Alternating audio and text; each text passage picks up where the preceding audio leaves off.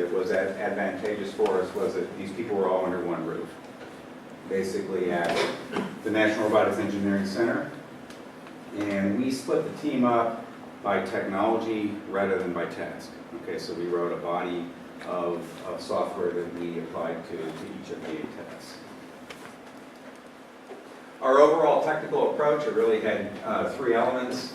The first one was the robot itself. We were looking for something that had near human form, but basically had static or quasi-static stability. So we really wanted to avoid the whole dynamic stability issue. We didn't want to have to worry about balancing. We didn't want to have to worry about walking. Early on when we wrote the proposal, we were worried about things like debris and various other things that so far we haven't had to face. So we developed a robot CHIMP that is able to manipulate with arms. It rolls around on tracks. When the terrain is uneven, it's able to drop down on all fours and drive like a tank on 4 tracks. The second component of our technical approach is an immersive user interface, this is similar to what other people have previously described. The idea was to equip the robot with sensors so it could construct a fully 3D texture map model of the environment, which we then ship to the user. We have positioning sensors on the robot so we know where it is inside of the environment. The user can look at the environment to get good situational awareness.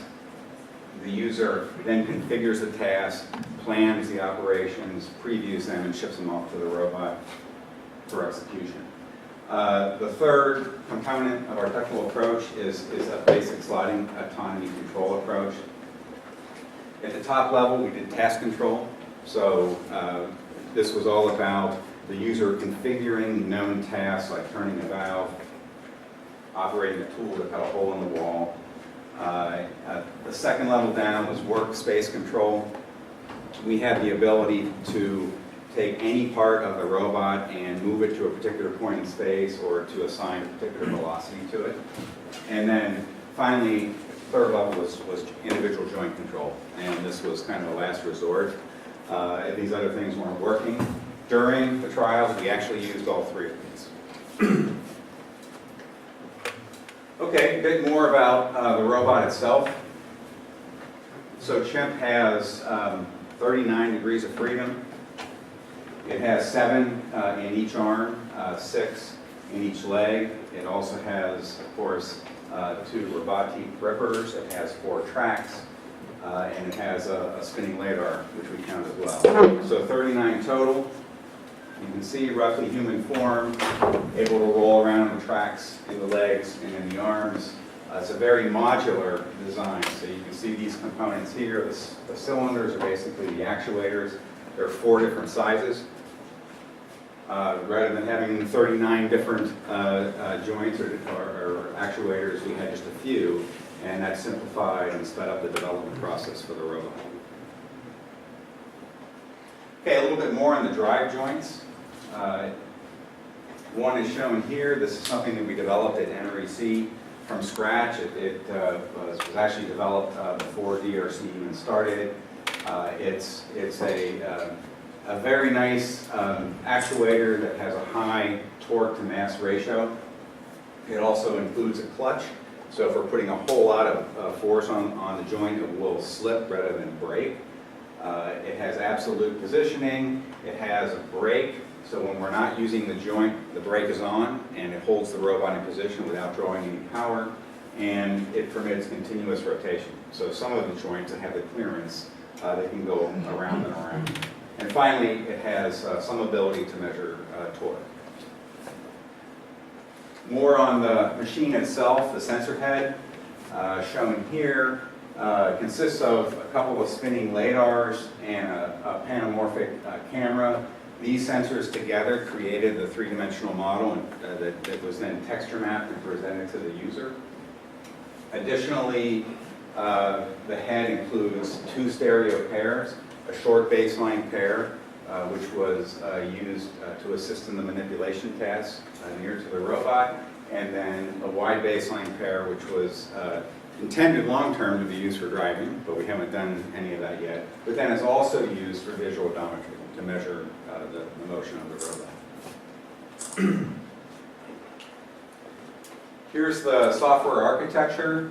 So the stuff outlined in blue ran on the OCS, and the stuff, and I guess it shows up as tan here, ran on the robot. So the operator control unit itself, the operator had a number of displays that I'll show you later. You could select region of interest, select resolution to see the data, could see the robot in the environment and visualize actions, had the ability to define fixtures to place in the environment in order to specify goals or constraints for the planning process, and then we actually implemented the tasks through a series of wizards that would ask for certain information to configure the task. As I said, the planning was done on the OCS. Once we configured it with goals and constraints, after previewing it, we would send it off to the robot. Sensor data acquired by the robot was assembled by the robot into a model, and that model was shipped over to the user interface. To minimize the amount of data transmission required for that, we only sent differences between the model. And of course, actuation and control all ran on the robot itself. Okay, positioning system. We spent a fair bit of effort on this. CHIMP has a navigation grade IMU in its chest. We combine those measurements with visual odometry from the wide baseline stereo pair. We also have kinematics from the measured joint movements of the robot as well as the tracks. We combine all of that through some special purpose hardware, mostly that process the visual odometry inputs, and then fuse those through a Kalman filter, and that would give us an estimate of the robot's motion.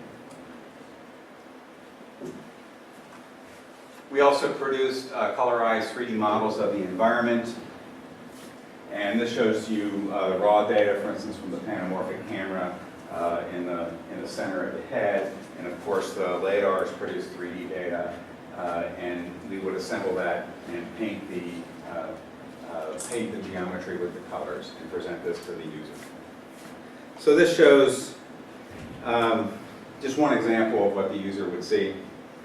This is the LiDAR data overlaid with the RGB data and a model of CHIMP placed in the environment at the proper location in order to do the valve test.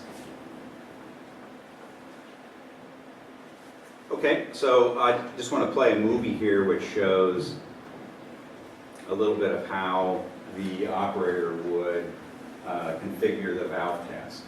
So when we initially build the environmental model, typically we selected a fairly coarse resolution just so we could get a rough idea where everything was, and then we zoom in on an area of interest, in this case where we see the valve to be, and ask for higher resolution data. And that gives us this model here of the valve itself.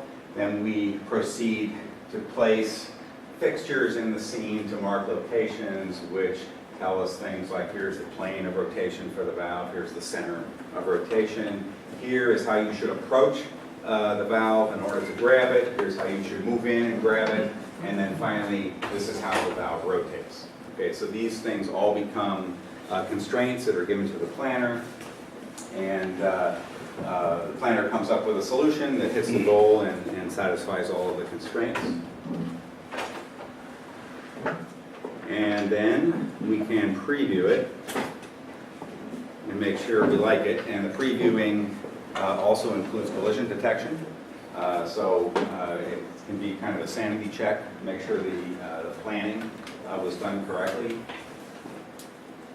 So the green is the approach that we're going to take to the valve. The yellow is how far in you want to move before closing the fingers.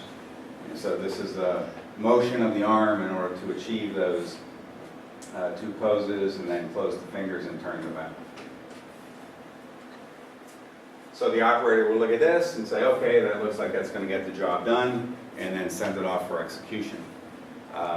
CHIMP was a pretty high precision machine, so we were getting sub-centimeter accuracy for the fingers. Okay, and that enabled us to do things at this level, plan, preview them, and we were pretty confident that they would succeed. Okay, I want to play a video which shows some of the highlights from the trials as well as some practices in our building. This is, of course, the wall cutting task. This is the perfect thing for CHIMP because it has high precision at the end effector, and it's a big beefy robot so it can pick up a heavy tool, and that doesn't phase it. So these are the kinds of things that CHIMP does best. So here's the debris removing task. You can see the 9th board we drop on the ground. We had already been planning the 10th board, so we completed that, and then we just picked up the 9th one and went across the line. I think there were 45 seconds left when we did that. Some of the valve turning tasks of the challenge. You can see we can do some fairly funky things with these high degree of freedom arms that can spin all the way around for some of the joints. Here's practicing opening the doors in our building. At the trials, we were victims of the wind, so we opened the first door and just about ready to go through and the wind blew it shut. This shows CHIMP transforming between 2-limb mode and 4-limb mode, so we can drop down and into tank mode to drive over uneven terrain. Okay, some vital statistics. We knew we were taking a big risk when we decided to design a robot from scratch. We started on the robot in October of 2012 with basically just a rough concept for what it would be. We were planning on having a complete robot in 10 months. That would have given us the robot September 1st of last year. We slipped by a month, and then we slipped by another month, and November 1st, CHIMP was on the ground. That left us just 6 weeks of integration and development, or integration, debugging, and practicing before we had to put everything in the trucks and send it to Florida. This is I am quite pleased that the team was able to do this. This is a fairly complex machine. It has over 10,000 individual parts. Each one of these drive units is 200 parts. It was designed and built almost entirely, the robot was designed and built almost entirely in-house. There are a few COGS items, for instance, the hands. Okay, how did we do at the trials? We finished 3rd out of 16 teams. We didn't have enough time to get everything ready. That's a common story. I pretty much heard from everyone here. We went to the trials planning to attempt 22 out of 32 points. We got 18 of those points. We started with mobility.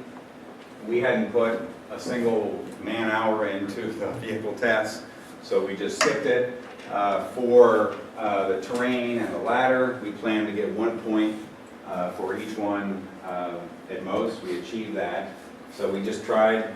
We tried the 2 points and then we stopped. And the reason why we didn't continue, we really didn't have software to do the rest of it. We could have tried it, but then we would have put the whole second day at risk, okay, if something had happened to the robot.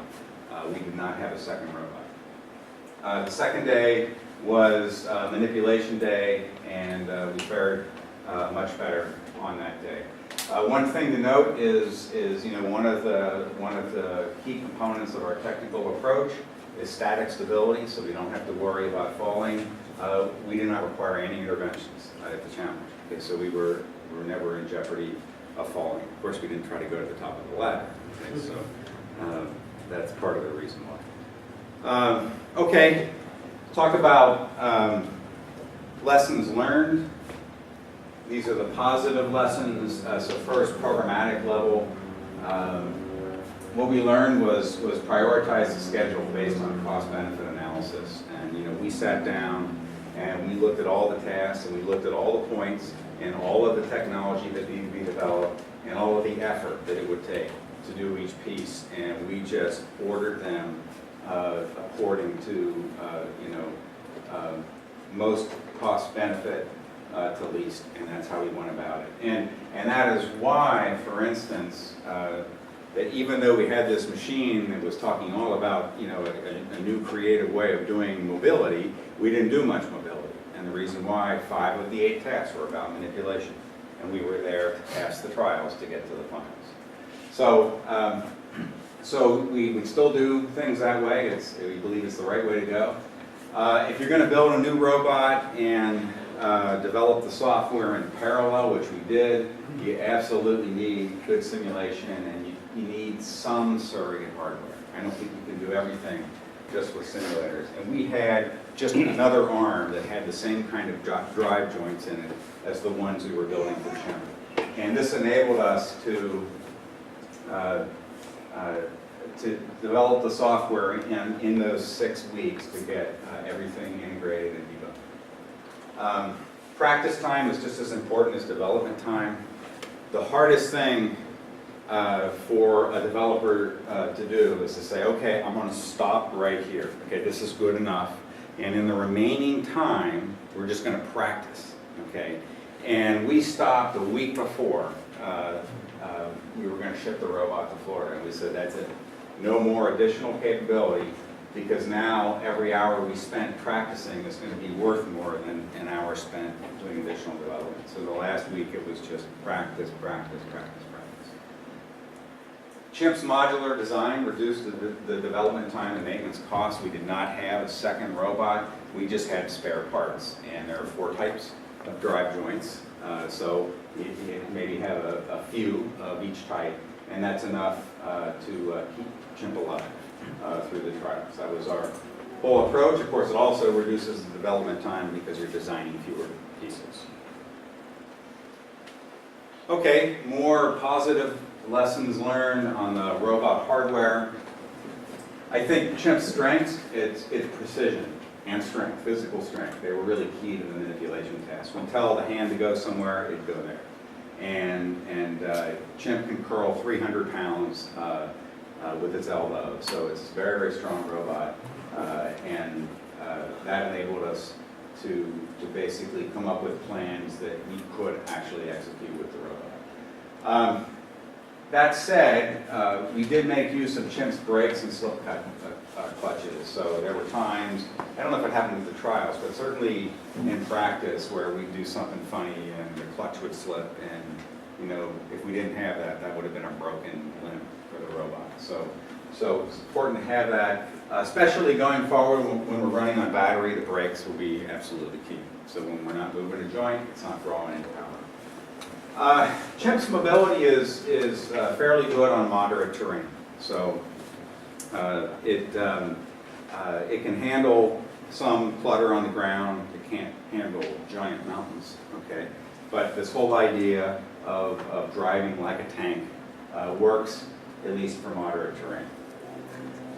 The software itself, the immersive user interface, it provided effective situational awareness for our operators, and it reduced the data transmission requirements. We had no trouble living within the degraded comms, whether they were good or bad. They looked the same to us. We just kept going. We ended up using all 3 modes of sliding autonomy. For instance, the ladder was something we practiced just a couple of times, and that was all about moving hands and individual joints, and we'd start to step on the ladder and say, that joint's getting hot, we got to take some force off that joint, so we back off that one and watch the other joints. So it was, if you're really not prepared to do something, you end up operating at these lower control levels. Some negative lessons. Getting a new robot to work in 12 months requires luck in addition to skill. The robot was 2 months late. It went on the ground November 1st, and if we had had a lot of trouble with that robot, we would have been doomed. As it turned out, there were only 2 mornings where the robot was down, and that was for just a couple of hours. 4 hours of downtime after we put it on the ground for the first time in those 6 weeks up to the trials. So that's some of that skill and some of that's luck. CHIMP's size and bulkiness is really a handicap for vehicle driving. We're the biggest robot in the field, and we pay the price for that when we're trying to sit in a vehicle and steer a wheel and press pedals. That's where we could use to lose some weight. CHIMP also, it has precise manipulation capabilities, but it lacks a lot of compliance The torque sensing, yeah, we can measure torque, but maybe to the 10 to 20% level. And we've had drive joints break, and they're usually because the optical encoders didn't go bad. So those are things that have been a problem with CHIMP. CHIMP's mobility on extreme terrain is lacking, so you're not going to go over a giant pile of something in tank-like configuration. Really, you'll want to be legged in order to handle something that extreme. The immersive user interface requires a small amount of pose error to be effective. Other people have alluded to that here, where if you're going to acquire data from different positions and fuse it together, you have to keep the error down. Okay, path to the finals. We didn't even try everything at the trials, so we've been working hard on doing the things we didn't do at all, or very little of. And that includes the terrain, so we pretty much have that checked off at this point. We've got to do the ladder. That's also a challenge for a robot of our size, and of course a vehicle like most every other team, or maybe every other team here. And then we really have to increase the speed so that we can do all of the tasks in an hour. I don't think there's anything here that hasn't already been mentioned. There's a lot of discussion about bringing in perception to automatically recognize known objects so that you don't have to have a person look at the data and say that thing and line it up, and this would save time. Faster planners get things down to being second or sub-second level. And then finally, streamline user interface. So you can spend a lot of time dealing with a bad interface.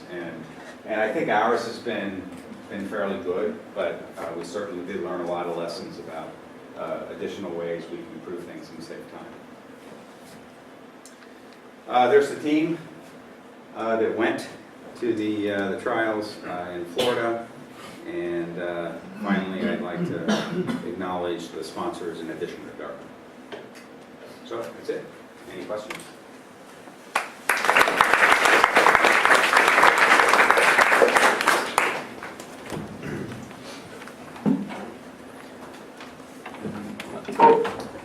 I think it would be fair to recognize that your robot is the most likely to be used in the near term in a disaster relief. Do you have practical, tangible plans to actually push that forward? Not tangible plans. I mean, we certainly, when we selected this design, the thinking was, okay, we felt this was really appropriate for a disaster response scenario where, if you fell and broke, you become part of the problem rather than the solution and all that stuff. So all of that was in mind, but it's, of course, it's a long way from actual deployment. It's not rad hardened, it's not waterproof, all of those things. Have you had feedback about how well it might match up to some of the serious challenges that in No, we haven't. We haven't pursued that. Okay. But yeah. So with the speed limitations, are the joints themselves low speed, or is it just the kind of caution that you're taking to avoid falling? They can move very fast. We have put in safety systems to keep the speeds down, and we'll probably back off on that a little bit, but we certainly won't let them operate at the speeds they could really go. You mentioned having no trouble with any of the network impairments. Do you send the full colorized 3D model over, or it seems like you're generating a lot of data? Right. And so are you not sending it, or? Well, so the first thing is that the user specifies the resolution. Okay, so if you know you're in a room, you don't need to understand the room down to the centimeter level. So we send big blocks. And then we know we're going to focus in on that door or that valve, and then we ask for higher resolution data in that area. And then the last thing is we're only sending differences in our model. Okay, so when the model was updated, we don't send the whole thing again, just the changes. So is there anything stopping CHIMP from stairs, hardware-wise, other than software? Seems like it has some pretty big peaks. Yeah, feet or whatever you want to call those. Yeah, so when we designed this robot, the stairs were a ladder. All right. And we had this notion of these additional hooks that we would put on the limbs and would go up like this. Okay. So this was the biggest surprise to us during the challenges that we had to deal with more of a flight of stairs. And so we are right now running through a bunch of concepts for how we're going to go up the stairs, but haven't really decided on it yet. If you're planning, you're sending differences, are you going to have to change that with the new comms issues where they're going to be dropping packets? I guess we really haven't revisited that yet. Okay, how we will handle the changes to the comms. I guess I don't think that's completely finalized yet, right? The comms, the new comm spec, right? I don't intend to change the rules. Okay, all right. The network diagram in it and the Okay. specs in there, some of them are ranges. Yeah, okay, And, all right. So they're going to remain ranges rather than you Yeah. picking, okay, all right. Yeah, so to answer your question, we haven't gotten to that part yet. We are going to give you the equipment, both the Yeah. the wireless and the network impairment thing. Instead of saying show up and plug in, Okay, you'll have it well in advance. okay, And we'll provide a script that implements the impairment that we said were in the rules. so was that the November? November is when you get the radios. All the radios? I okay. don't know exactly when we're going to deliver the interrupter impairment Okay, machinery. but before February, right? Because February You're is, putting me on the spot. But I that's don't the- know. I will find out. Okay, all right. Early's good. Yeah, I agree with Okay, I think we'll move along. that. Okay, all right. Thanks again, Steve.